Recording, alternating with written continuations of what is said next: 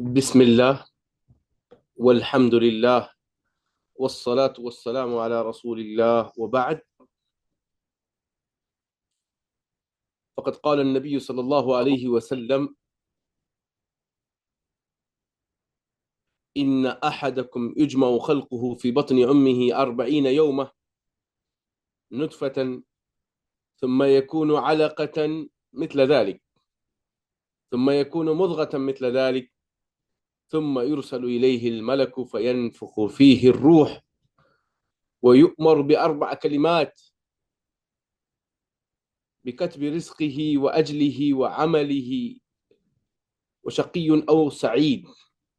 فوالله الذي لا إله غيره إن أحدكم ليعمل بعمل أهل الجنة حتى ما يكون بينه وبينها إلا ذراع فيسبق عليه الكتاب فيعمل بعمل أهل النار فيدخلها، وإن أحدكم ليعمل بعمل أهل النار حتى ما يكون بينه وبينها إلا ذراع فيسبق عليه الكتاب فيعمل بعمل أهل الجنة فيدخلها. رواه البخاری و مسلم۔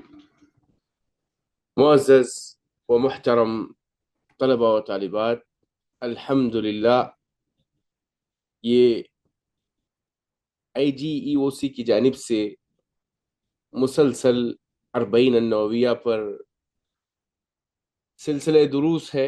الحمدللہ آج ہم چوتھی حدیث، جو کہ بہت ہی اہم حدیث ہے، اس کو ہم پڑھ رہے ہیں، جس حدیث کا موضوع ہے انسان کی پیدائش اور تقدیر لکھے جانے کا بیان۔ انشاءاللہ اس حدیث میں جو احکام و مسائل ہیں ہم لوگ تفصیل سے لینے کی کوشش کریں گے انشاءاللہ۔ سب سے پہلے جس طرح ہم لوگ ابتدائی سے حدیث، اس کا ترجمہ اور اس کے فوائد اور اس حدیث سے متعلق اہل علم کے آراء اور اس کے فوائد اور اس میں جو ہمارے لیے نصیحت ہے، اب ترتیب انشاءاللہ جاننے کی کوشش کریں گے۔ سب سے پہلے اس حدیث کے جو راوی ہیں ابو عبد الرحمن عبداللہ ابن مسعود رضی اللہ تعالی عنہ بیان کرتے ہیں کہ ہم سے رسول اللہ صلی اللہ علیہ وسلم نے بیان فرمایا، اور آپ سچے اور سچ بتائے گئے ہیں، الصادق المصدوق۔ آپ صلی اللہ علیہ وسلم فرماتے ہیں تم میں سے ہر ایک کی تخلیق اس کے ماں کے پیٹ میں 40 دن تک نطفے کی صورت میں جمع کی جاتی ہے، پھر وہ اتنے ہی دنوں تک جمع ہوا خون علقہ بن جاتا ہے، پھر اتنے ہی دنوں تک گوشت کا لوتھڑا جسے مضغہ کہتے ہیں وہ مضغہ بن جاتا ہے، پھر اس کی طرف ایک فرشتہ بھیجا جاتا ہے جو اس میں روح پھونک دیتا ہے اور اسے 4 باتوں کا حکم دیا جاتا ہے: اس کا رزق، اس کی عمر، اس کا عمل، اور یہ کہ وہ بچہ آگے چل کر بدبخت ہوگا یا نیک بخت ہوگا، سعید یا شقی، اچھا ہوگا یا برا ہوگا، اس کا فیصلہ کیا جاتا ہے۔ پھر آپ صلی اللہ علیہ وسلم فرماتے ہیں بس قسم ہے اس ذات کی جس کے سوا کوئی معبود نہیں، تم میں سے کوئی شخص جنت والوں کے عمل کرتا رہتا ہے یہاں تک کہ اس شخص اور جنت کے درمیان صرف ایک ہاتھ کا فاصلہ رہ جاتا ہے، ایک بالش ایک ہاتھ کا فاصلہ رہ جاتا ہے، پھر اس پر تقدیر غالب آ جاتی ہے اور وہ جہنم والوں کا عمل کرنے لگتا ہے اور جہنم میں داخل ہو جاتا ہے، اور تم میں سے کوئی شخص جہنم والوں کے عمل کرتا رہتا ہے یہاں تک کہ اس کے اور اس جہنم کے درمیان صرف ایک ہاتھ کا فاصلہ رہ جاتا ہے، پھر اس پر تقدیر غالب آ جاتی ہے اور وہ جنت والوں کے عمل کرنے لگتا ہے اور جنت میں داخل ہو جاتا ہے۔ معزز و محترم سامعین، آپ نے اس حدیث کا ترجمہ سنا۔ اس میں انسان کی جو تخلیق ہے اس سے متعلق اور جن جن مراحل اور لیول سے گزرتے ہیں اس کا بیان ہے۔ تو قبل اس کے کہ میں اس کی شرح میں داخل ہوں، اس کو ایکسپلین کروں، تو میں چاہوں گا کہ اس حدیث کے سلسلے میں، جو کہ 40 کی چوتھی حدیث ہے، اس حدیث کے سلسلے میں ہمارے سلف صالحین ائمہ کرام کے جو اقوال ہیں وہ میں آپ کو بتاتا چلوں۔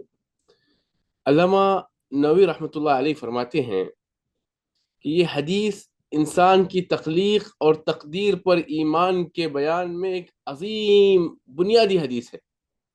تقدیر اور انسانی تخلیق، اس حوالے سے یہ بہت عظیم حدیث ہے۔ علامہ نووی رحمۃ اللہ علیہ کا یہ قول ہے۔ اسی طرح امام ابن رجب الحنبلی، جنہوں نے 40 کو ایکسپلین بھی کیا ہے، وہ کہتے ہیں کہ یہ حدیث اس بات پر دلالت کرتی ہے کہ اعمال کا اعتبار خاتمے پر ہے اور سعادت اور شقاوت پہلے سے مقدر ہے۔ انما الاعمال بالنیات، جیسے آپ نے حدیث پڑھی ہے کہ اعمال کا دار و مدار نیتوں پر ہے، اسی طرح اعمال کا دار و مدار آپ کے اختتامی اعمال پر ہے۔ انما الاعمال بالخواتیم، کہ انسان کا اینڈنگ، انسان کا اختتام کس انداز سے ہوتا ہے یہ بہت معنی رکھتا ہے۔ پھر اسی طرح ابن حجر الاسقلانی رحمۃ اللہ علیہ فرماتے ہیں اس حدیث میں اس بات کا ثبوت ہے کہ تقدیریں وقوع سے پہلے لکھی جا چکی ہیں۔ جو واقعات دنیا میں ہو رہے ہیں، اللہ رب العالمین ان کے تقدیر کے فیصلے ان کے کاموں کے ہونے سے پہلے لکھ دیا ہے، اور فرشتہ بندے کے رزق، عمر اور عمل لکھنے کا کام انجام دیتے ہیں۔ یہ ابن حجر رحمۃ اللہ علیہ کا قول تھا۔ ابن القیم رحمۃ اللہ علیہ فرماتے ہیں اصل جو اللہ کے پاس جو اعتبار ہے وہ کاموں کے انجام کے اور اینڈنگ کے حساب سے ہے، کہ اینڈنگ بہت اچھا ہونا چاہیے، گرچہ کے آغاز میں کچھ کمیاں ہوں، کوئی حرج کی بات نہیں ہے۔ مثلا میں اس کی مثال آپ کو بتلاتا ہوں۔ کچھ لوگ رمضان کا جو مہینہ ہوتا ہے بہت عمدہ آغاز کرتے ہیں، بہت نمازوں کا اہتمام کرتے ہیں، تراویح کا اہتمام کرتے ہیں، قیام اللیل کا اہتمام کرتے ہیں، ذکر و اذکار، تسبیحات، مسجد سے تعلق، زکوٰۃ، اور ماشاءاللہ شاندار آغاز کرتے ہیں۔ لیکن جوں جوں رمضان آگے بڑھتا ہے وہ لوگ غفلت کا شکار ہو جاتے ہیں، سستی اور کاہلی کا شکار ہو جاتے ہیں۔ لیکن رمضان کے اختتام اور اینڈنگ میں پہنچتے پہنچتے ان کے اعمال میں پھیکا پن آ جاتا ہے، وہ نشاط، وہ دلچسپی، وہ جو ایکٹیو تھے وہ نہیں رہتے ہیں۔ ایک شخص اس طرح کا ہے۔ ایک دوسری کیٹیگری کچھ لوگوں کی ایسی ہوتی ہے کہ جو رمضان کا آغاز تو اچھا نہیں کیے، عبادتیں بالکل عمدہ انداز سے شروع تو نہیں کیے، ہو کوتاہیاں ہوئی، دھیمی رفتار میں شروع کیے، لیکن جو رمضان آگے بڑھتا گیا ان کے دل میں ایک احساس پیدا ہوا کہ ہم نے کوتاہی کی، ہم نے خطا کیا، ہم سے غلطی ہو گئی۔ تو وہ کوشش کرتے ہیں کہ آخری رمضان کے ایام میں جم کر عبادت کرتے ہیں، قیام اللیل کا اہتمام کرتے ہیں، توبہ، رجوع اللہ، انابت اللہ، اللہ کی طرف پلٹ کر آتے ہیں اور کوشش کرتے ہیں کہ رمضان کا اختتام بہت اچھا ہو۔ تو اب آپ سے میرا سوال ہے، بہنوں سے، طلباء و طالبات سے سوال ہے۔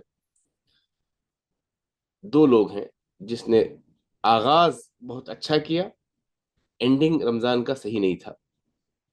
ایک دوسرا شخص ہے جس نے آغاز تو اچھا نہیں کیا لیکن رمضان کا اختتام اس نے بہت اچھا کیا۔ تو ان دونوں میں بہتر اور افضل کون ہے آپ بتائیے؟ چیٹ باکس میں میسج کر سکتے ہیں آپ لوگ۔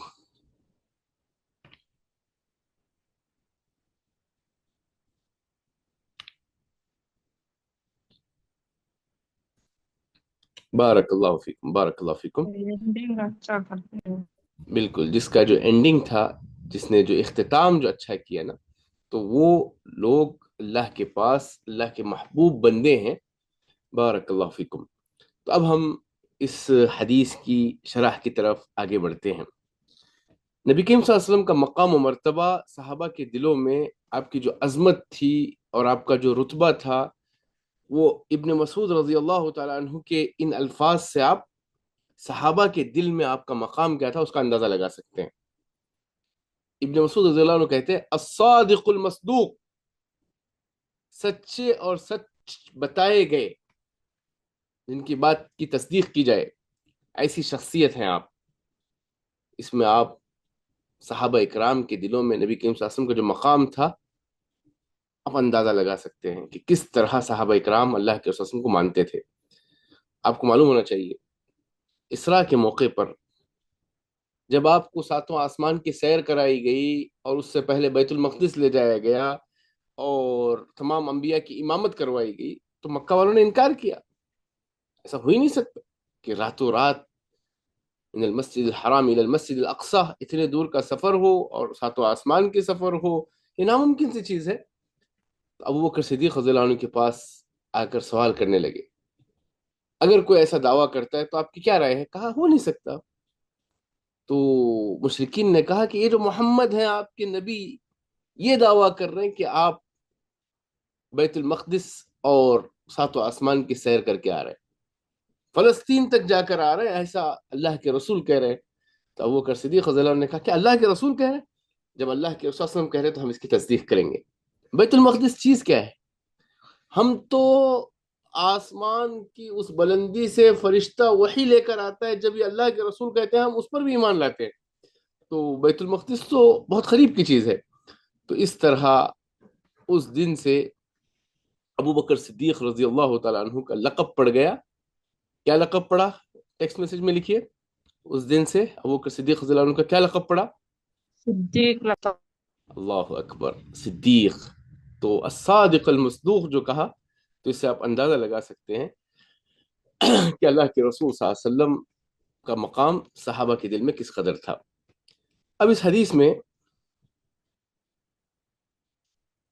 الصادق المصدوق کہہ کر صحابہ اکرام یہ بھی کہنا چاہ رہے ہیں کہ آپ صلی اللہ علیہ وسلم کو جو غیبی باتیں جو بتائی گئی تھی، وہ آپ صلی اللہ علیہ وسلم اپنے طور پر نہیں کہتے تھے، بلکہ وہ وحی من جانب اللہ ہوا کرتی تھی۔ اللہ کی جانب سے آپ صلی اللہ علیہ وسلم کو جو بتایا جاتا تھا وہی آپ کہتے تھے، اسی لیے آپ صادق اور مصدوق تھے۔ ما ينطق عن الهوى، نفسانی خواہشات کی بنیاد پر آپ کچھ کہا نہیں کرتے تھے۔ ان هو الا وحی یوحى، آپ صلی اللہ علیہ وسلم پر جو وحی کی جاتی تھی، اسی وحی کے مطابق آپ صلی اللہ علیہ وسلم لوگوں کو بتایا کرتے تھے۔ اب یہاں پر اس حدیث میں جو اہم باتیں ہیں، انسان کی تخلیق کے ابتدائی مراحل، اس میں اللہ کی عظمت اور اس کی قدرت، اس کا ذکر ہے کہ پہلے نطفہ بننا، پھر علقہ بننا، پھر مضغہ بننا۔ اس میں بشارتیں بھی ہیں اور تنبیہ بھی ہے، انسان کے نیک ہونے، سعادت مند ہونے اور اس کے برے ہونے کے تقدیر کے فیصلے ہوتے ہیں۔ اور یہاں پر اللہ رب العالمین کی قدرت کا آپ اندازہ لگائیں، اللہ تعالیٰ کی قدرت اور حکمت کے وہ نطفہ کو اللہ کیسے محفوظ رکھتا ہے 40 دن تک، پھر اسی نطفے کو اس کی حفاظت کے بعد اسے علقہ میں بدلتے ہیں، پھر اس علقہ کو مضغہ میں بدلتے ہیں، پانی کے ایک خطرے کو، پھر اس کے بعد علقہ کی شکل، پھر خون کے لوتھڑے کی شکل، پھر تخلیق کے مراحل۔ بچے کے جو پیدائش کے جو مراحل ہیں ان میں نطفہ 40 دن تک ہوتا ہے، اور خون کا لوتھڑا جو علقہ ہے وہ بھی 40 دن کے مرحلے کا ہوتا ہے۔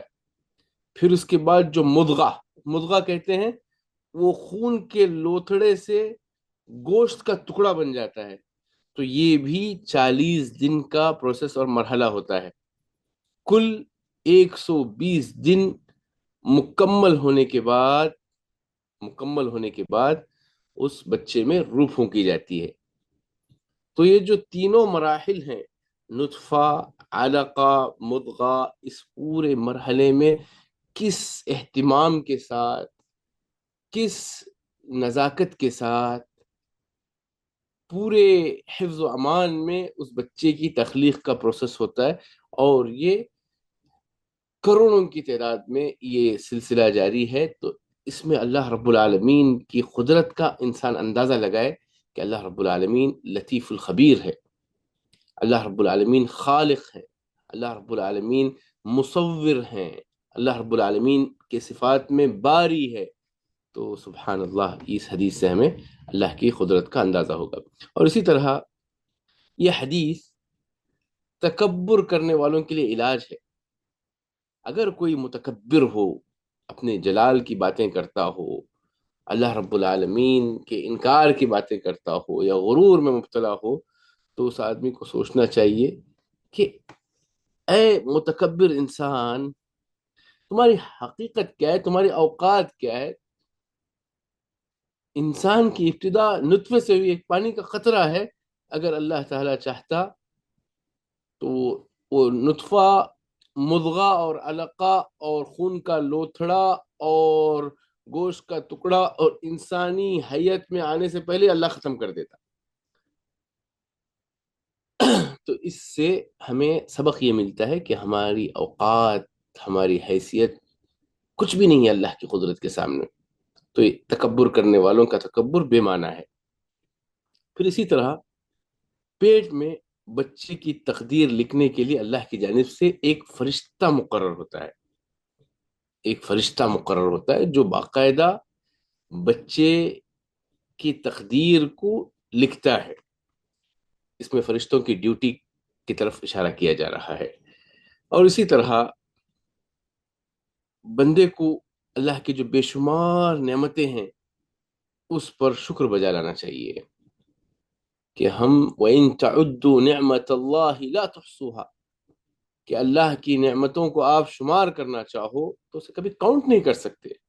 اگر اس روئے زمین کے تمام درختوں کو قلم بنا دیا جائے اور تمام سمندروں کو سیاہی بنایا جائے اور لکھنا شروع کریں، اللہ کی تعریف بیان کریں، تو اللہ کی تعریف کا سلسلہ کبھی ختم نہیں ہوگا۔ یہ سمندر کا پانی اور یہ جو درخت ہیں جن کو ہم قلم بنا کر لکھنا شروع کریں گے، یہ سب ختم ہو جائیں گے، لیکن اللہ کی تعریف کبھی ختم نہیں ہوگی۔ فَبِأَيِّ آلَاءِ رَبِّكُمَا تُكَذِّبَانِ۔ اچھا، تخلیق کے اس مرحلے میں 120 دن گزر جانے کے بعد بچے کے ابورشن کا جو مسئلہ ہے، اسقاط، تو اس میں اہل علم کی رائے اور فتویٰ یہی ہے کہ روح پھونکنے کے بعد 120 دن کے بعد روح جب پھونکی جاتی ہے، اس جسم میں جان ڈالی جاتی ہے، تو اس کا اسقاط کرنا، ابورشن کرنا جائز نہیں ہے، کیونکہ کسی جان کو ناحق قتل کرنا حرام ہے۔ اب اس سے پہلے والی مدت میں عورت کی کمزوری کی وجہ سے یا ماں کی جان پر خطرے کی وجہ سے روح پھونکنے سے پہلے اسقاط کرنا، اس سلسلے میں اہل علم کی مختلف رائے ہیں۔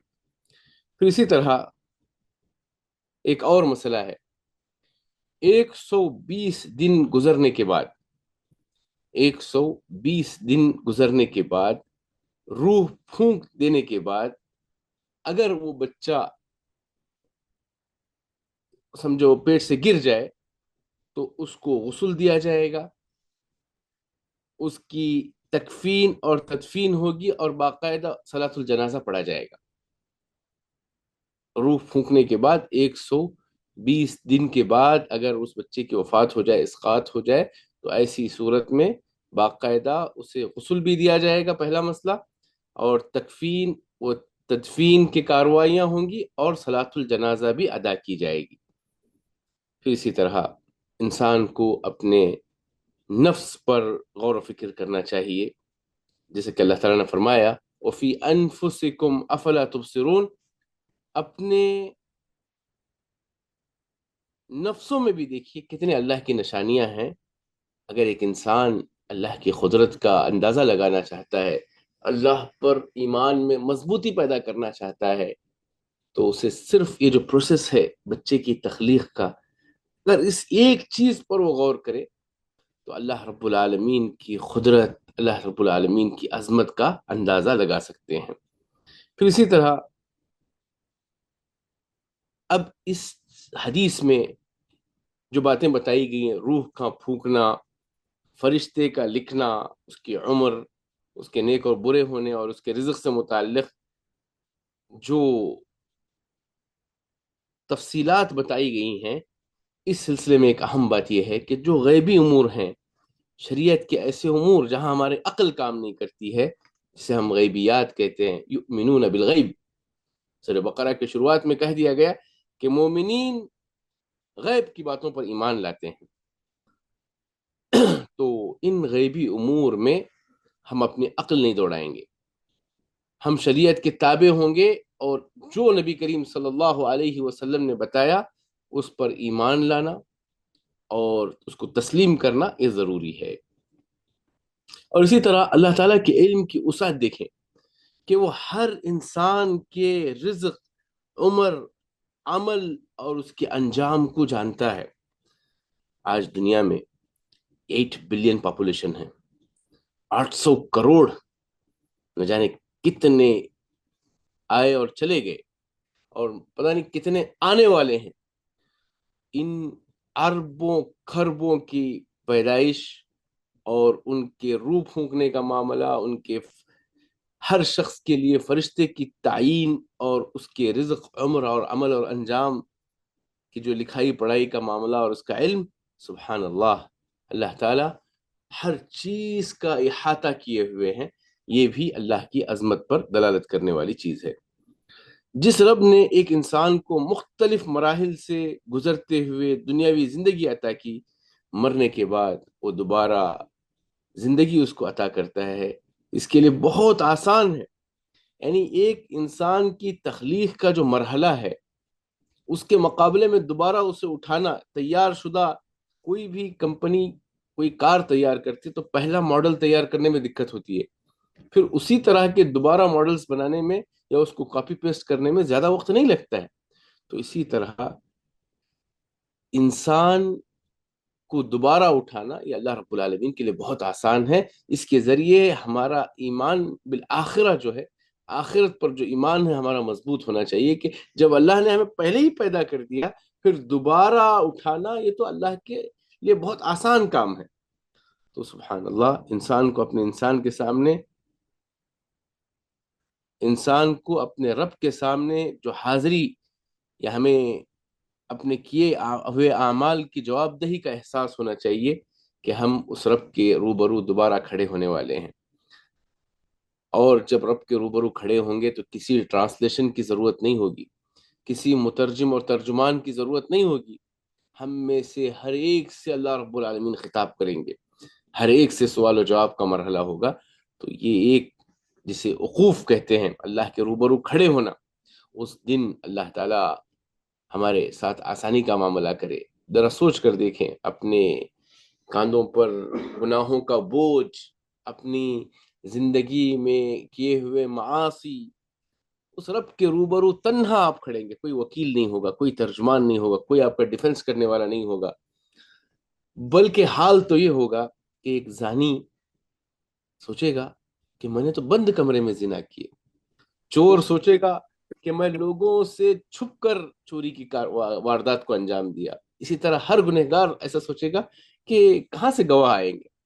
سبحان اللہ، انسان کا وہم و گمان جہاں نہیں جا سکتا، اللہ تعالیٰ وہاں سے گواہوں کو کھڑا کریں گے، یہ ران گواہی دیں گے، یہ ہاتھ پیر بولنے لگیں گے، تو یہ ہاتھ پیر اور اعضاء سے زبان کہے گا تمہیں قوت گویائی کی طاقت کس نے دی، کس نے تمہیں بولنے کی طاقت دی؟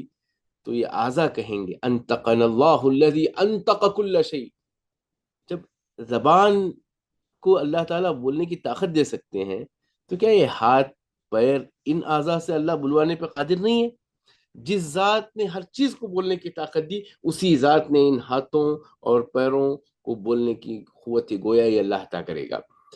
تو یہ ہمارے لیے درس عبرت ہے کہ روبرو جب اللہ کے سامنے ہم کھڑے ہوں گے تو ہمیں اس کی تیاری قبل از وقت کرنی چاہیے۔ اور اسی طرح رزق کے بارے میں اطمینان اور سکون ہونا چاہیے، کیونکہ وہ پہلے ہی سے لکھ دیا گیا ہے، اس لیے انسان کو حرام طریقوں کی طرف نہیں جانا چاہیے۔ یاد رکھیے، انسان کی موت اس وقت تک نہیں آئے گی جب تک وہ اپنی زندگی کا آخری لقمہ اور اپنا زندگی کے آخری لقمے کا آخری دانہ نہ کھائے، تب تک اس کی موت نہیں آئے گی۔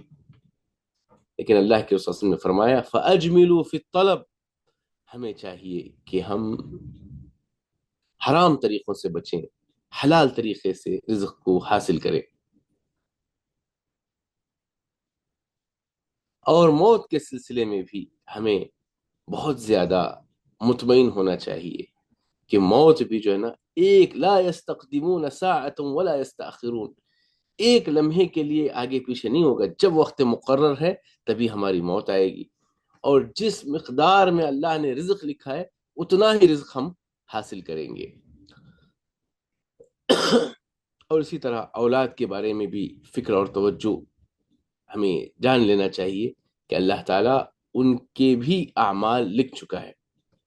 اور یہاں پر فرشتوں کی جو ڈیوٹی سے متعلق بات ہو رہی تھی، فرشتوں کے اندر جو اطاعت کا جذبہ ہے وہ بھی ایک سوچنے کا مقام ہے کہ جو فرشتے جن چیزوں پر معمور ہیں، جن چیزوں کے کرنے کا حکم دیا گیا ہے، کسی کو بارش کا ذمہ دار بنایا گیا، کسی کو موت کا ذمہ دار بنایا گیا، کسی کو نام اعمال نوٹ کرنے کا ذمہ دار بنایا گیا، تو یہ جو فرشتے ہیں اس مخلوق کے بارے میں ہمارا ایمان ہونا چاہیے کہ وہ ایسی مخلوق ہیں جن کو اللہ تعالیٰ نے نور سے پیدا کیا ہے، اور یہ اللہ کی نافرمانی نہیں کرتے ہیں، اللہ کے حکم کی بجاوری میں اپنے آپ کو وقف کیے ہوئے ہیں۔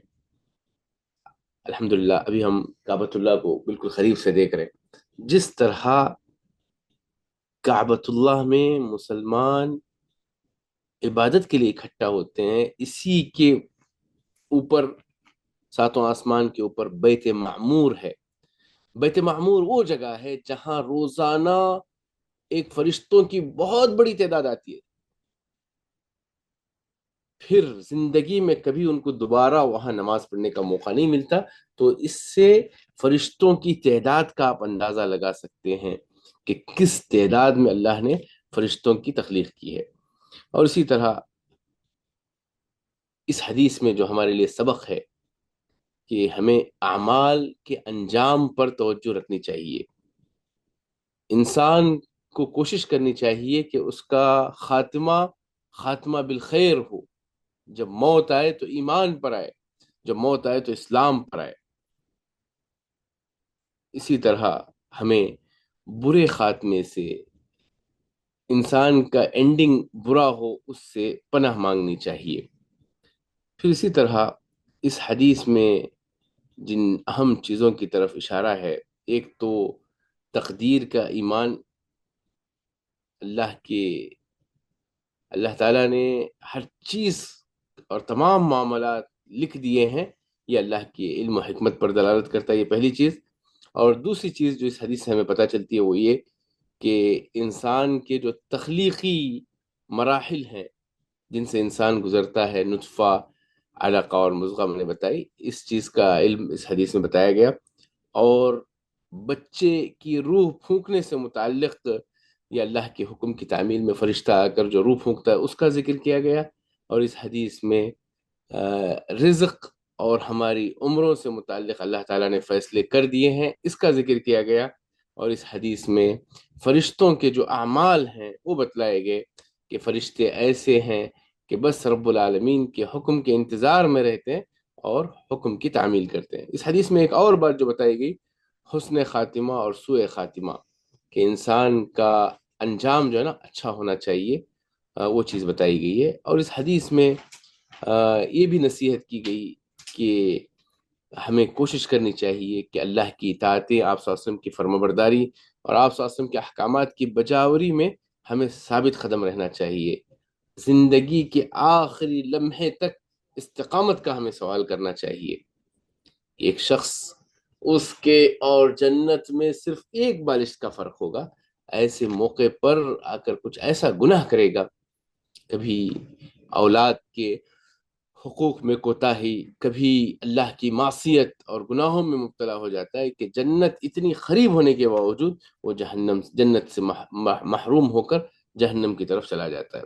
پھر اسی طرح اس حدیث میں یہ بتلایا گیا کہ انسان جو ہے خوف اور رجا، اللہ کا خوف بھی اپنے دل میں رکھتا ہے اور اللہ کی ذات سے امید خیر بھی رکھتا ہے، خیر کی امید رکھتا ہے. تو یہ مومن کی پہچان ہے کہ اللہ کے عذاب کا اسے ڈر ہوتا ہے اور اللہ کی رحمت سے امید لگائے ہوتا ہے. پھر اسی طرح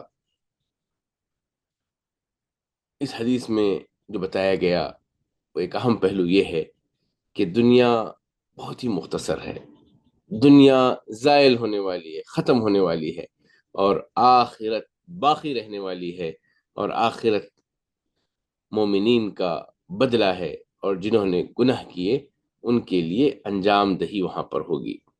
اور اسی طرح دعاؤں کی تاثیر سے بتایا گیا کہ کثرت سے دعا کرنا یہ ثابت قدمی، اطمینان اور حسن خاتمہ کی علامت ہے. اور ایک مومن اللہ پر بھروسہ کرتا ہے اور اسباب اختیار کرتا ہے. اور اس حدیث میں جو لوگ منکرین قدر ہیں، تقدیر پر جو کہ ہمارے ایمانیات میں سے ہیں، ارکان ایمان میں سے ہے تقدیر پر ایمان لانا، اس تقدیر کا انکار کرنے والوں پر اس میں رد ہے اور جواب ہے ان کا. اور اسی طرح اس حدیث میں یہ بتایا گیا کہ ایک انسان کا عمل کرنا ہے اور ایک تقدیر ہے. انسان اپنے اختیار سے کام کرتا ہے اور اللہ تعالی کو پتہ ہے اپنے بندوں کے اعمال اور بندوں کی اس کارکردگی کا علم، اس بنیاد پر اللہ رب العالمین نے تقدیر کے فیصلے کیے. اور اسی طرح اس حدیث میں ایک اہم بات یہ بتلائی گئی کہ اعمال میں اخلاص کا ہونا بے حد ضروری ہے. اعمال میں اخلاص کا ہونا بے حد ضروری ہے، کیونکہ اعمال کی قبولیت کی ایک اہم شرط یہ ہے کہ آپ خالص اللہ کے لیے کریں. اور اعمال کی قبولیت کی ایک دوسری شرط یہ ہے کہ آپ جو کام کر رہے ہیں مخلص ہوں گے، آپ اللہ کے لیے کر رہے ہوں گے، لیکن وہ اللہ کے رسول صلی اللہ علیہ وسلم کے بتائے ہوئے طریقے پر ہونا چاہیے. اور یہاں اس حدیث میں ایک نو مولود بچے کے جو رائٹس ہیں، اس کے جو حقوق ہیں، اس کے متعلق بتایا گیا کہ اس کے بھی جو رائٹس ہیں اس کی طرف اشارہ کیا گیا. اور آخری بات اس حدیث میں جو ہے کہ مومن کو اللہ کی ذات سے اچھی امید رکھنا چاہیے، خیر کی امید رکھنا چاہیے. اور اس حدیث میں ایک انسان کی جو انسان کا جو ایک سفر ہے، ایک پانی کے خطرے سے لے کر ایک اس کی حیات و موت کا جو ایک لمبا سفر ہے، ماں کے پیٹ سے لے کر دنیا سے الوداع تک کا، اس کی طرف اس حدیث میں اشارہ ہے. تو اللہ رب العالمین کی عظمت اور اللہ رب العالمین کی عنایتیں اور اللہ رب العالمین کا اس بچے کے ساتھ اہتمام، اس کی طرف ہمیں اس حدیث میں اشارہ ملتا ہے.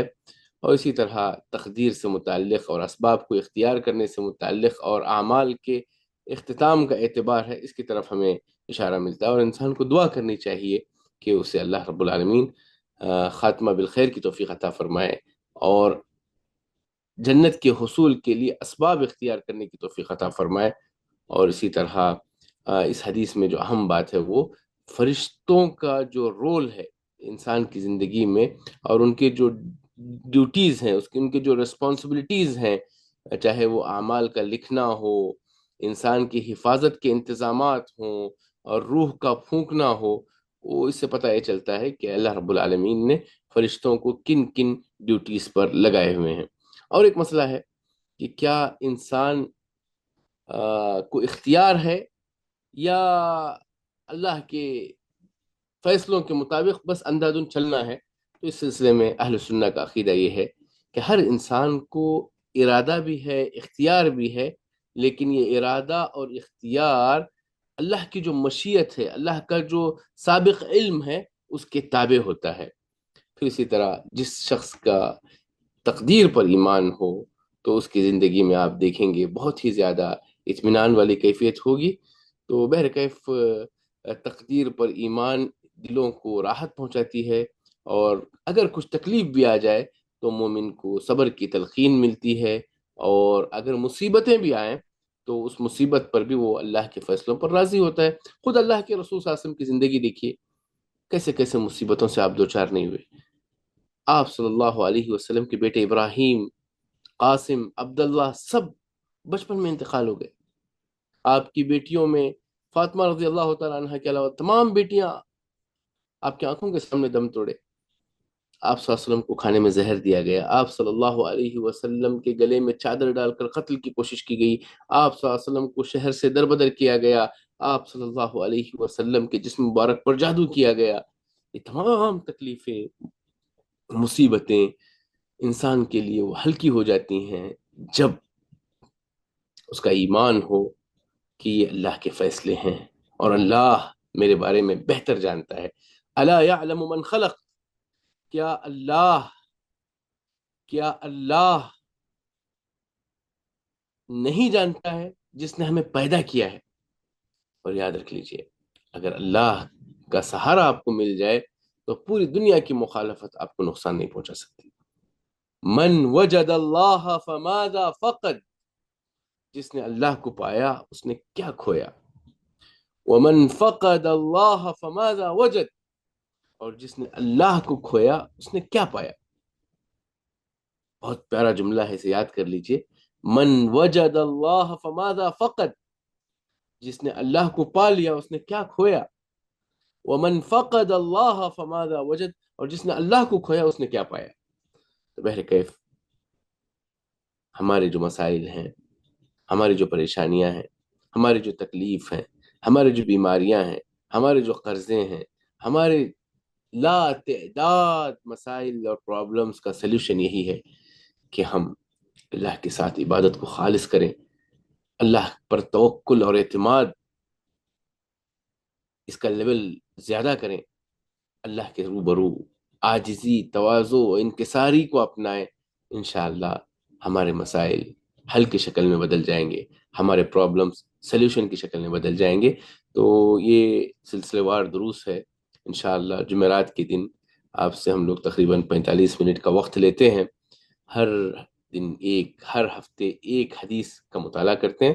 کوشش کریں کہ آپ لوگ یہ مبارک سلسلے میں شریک ہوں اور اپنے ایمان کا جائزہ لیتے رہیں، اور کوشش کریں کہ ہم اللہ سے قریب ہوں، اور یہ ایمان رکھیں کہ دنیا زائل ہونے والی ہے، دنیا بہت مختصر ہے، کامیاب وہ آدمی ہے فمن زحزح عن النار وادخل الجنہ فقد فاز، جو جہنم سے بچا لیا جائے اور جنت میں اس کا داخلہ ہو، یہ اصل کامیاب ہے۔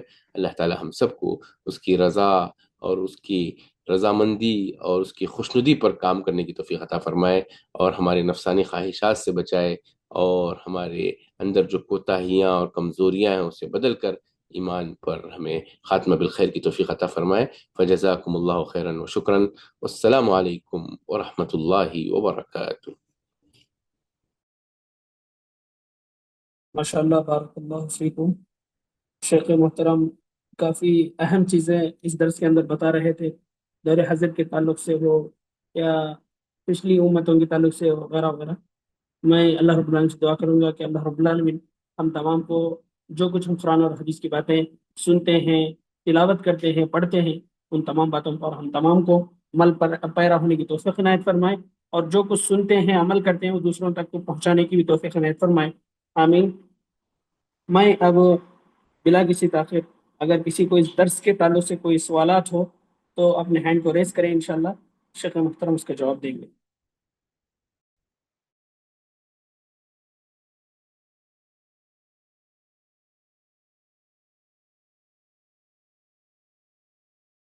السلام علیکم ورحمۃ اللہ وبرکاتہ۔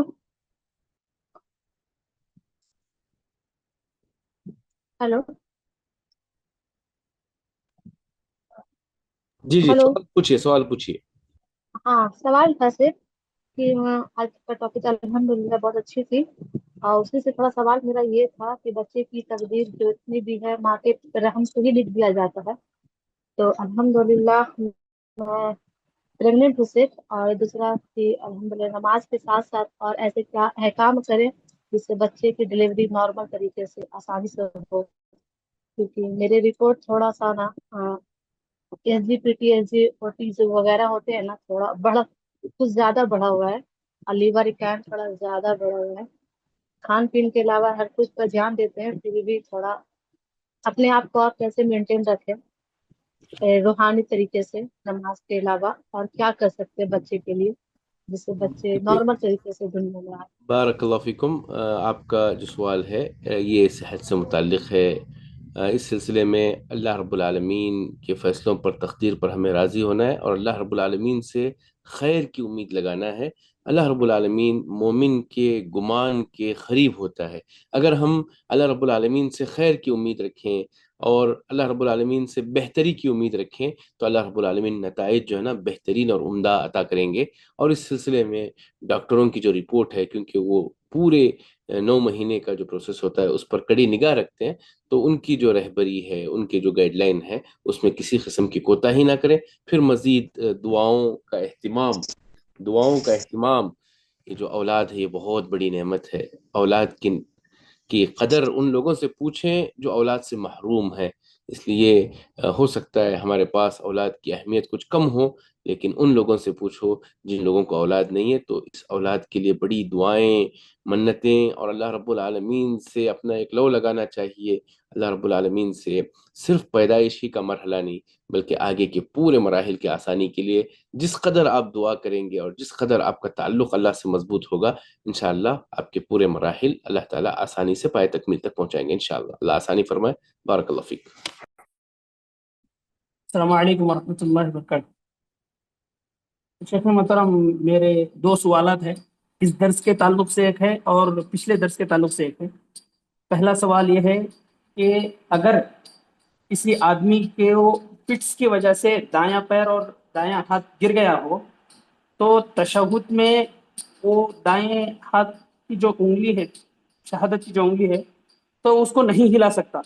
तो वो आदमी बाएं हाथ की उंगली हिला रहा है यानी तशहुद में, तो उसका क्या हुक्म है? और दूसरा, आप इस दर्स में बता रहे थे कि हर किसी की मौत लिखी जा चुकी है।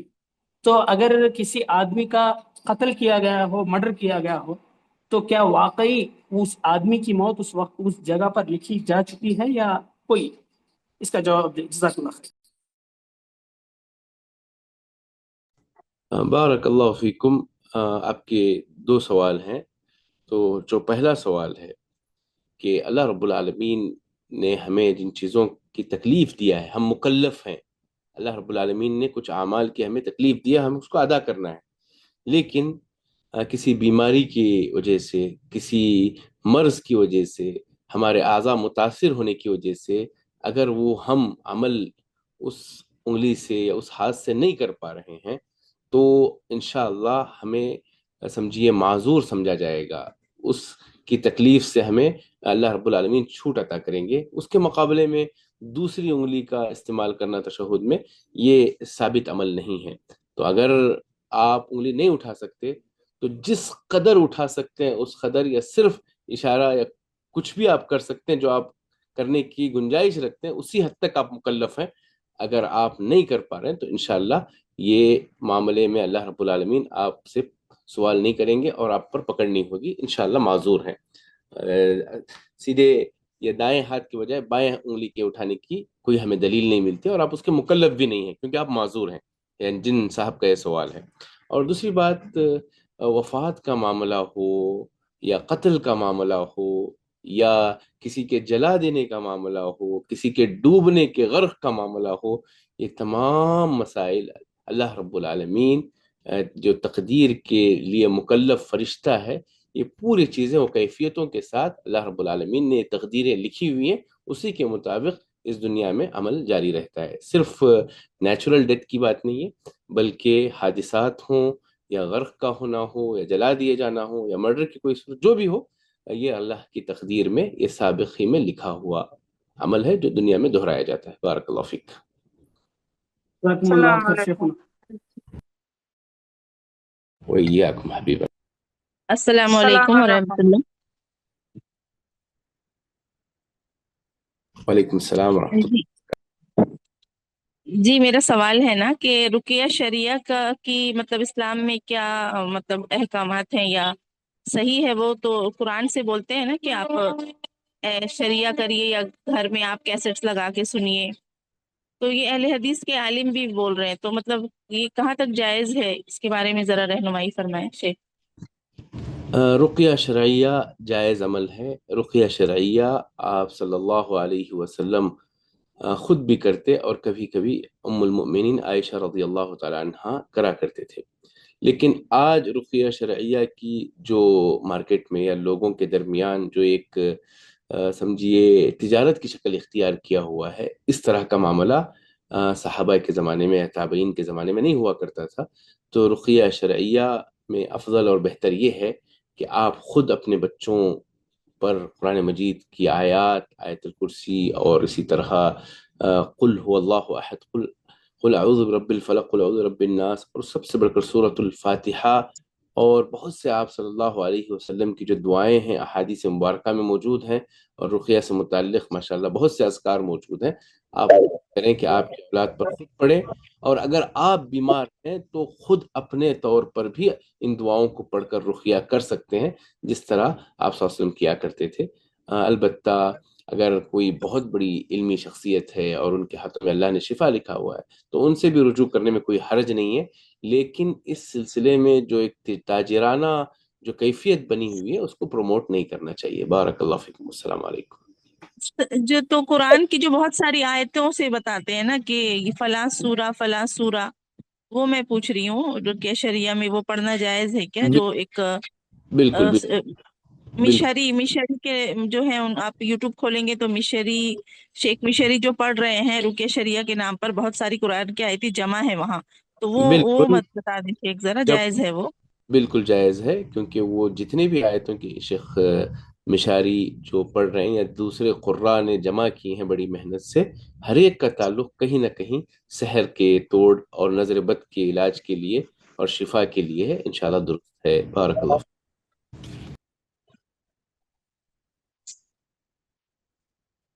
شیخ محترم، اسی سے تعلق سے ایک چھوٹا سا سوال ہے،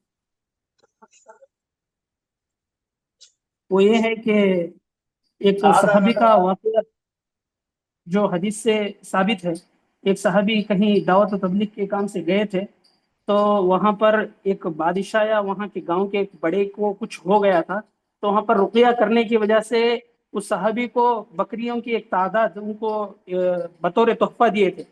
کیا آج کل کے زمانے میں رقیہ کرنے کے بعد اگر کئی لوگ تحفہ وغیرہ دیں تو اس کو لینے کا کیا حکم ہے؟ بارک اللہ فیکم۔ اس میں دیکھیے دو باتیں بتائی گئی ہیں۔ رقیہ کرنے والے کو کہا گیا کہ اگر آپ اپنے ذریعے کسی کو فائدہ پہنچا سکتے ہیں تو ضرور فائدہ پہنچائیں، آپ کی تلاوت کے ذریعے، دعاؤں کے ذریعے، تو رقیہ کرنے کا ثبوت ملتا ہے۔ اور جو آپ نے لدیغ جس کو سمجھیے ڈنک مار کر، جو ان کے قبیلے کا سردار بچھو کے ڈنک مارنے سے سمجھیے بیمار ہو گیا تھا، تو اس موقع پر جن صحابی نے پڑھا، حالانکہ وہ لوگ پہلے بستی والے صحابہ اور صحابہ کی جماعت کو کچھ کھلانے پلانے سے انکار کیے تھے، کافی ناراض تھے، لیکن جب دیکھا کہ ان کا سردار خود بیمار ہے تو باقاعدہ آپ نے دعا پڑھی، پھر شفا دیا، اور باقاعدہ اس کی اجرت بھی لی۔ اجرت لینا یا ہدیہ قبول کرنا اس میں کوئی حرج کی بات نہیں ہے۔ میں جو بات کر رہا تھا وہ یہ کہ اس کو بالکل ایک تجارت کی شکل دینا اور مانگ کرنا، فلائٹ کے ٹکٹس کے مطالبے کرنا اور ایک پریشان حال کو مزید ہراساں کرنا، یہ درست نہیں ہے۔ البتہ کوئی ہدیہ قبول کرتا ہے یا خوشی سے دیتا ہے تو ایک جائز حد میں درست ہے۔ بارک اللہ فیک۔ جزاکم اللہ خیر شیخ۔ انشاءاللہ۔ السلام علیکم شیخ۔ جی وعلیکم السلام ورحمۃ اللہ وبرکاتہ۔ اگر بہتر اور افضل اور بہتر یہی ہے کہ ہم اپنے موضوع سے متعلق رہیں، ورنہ یہ 40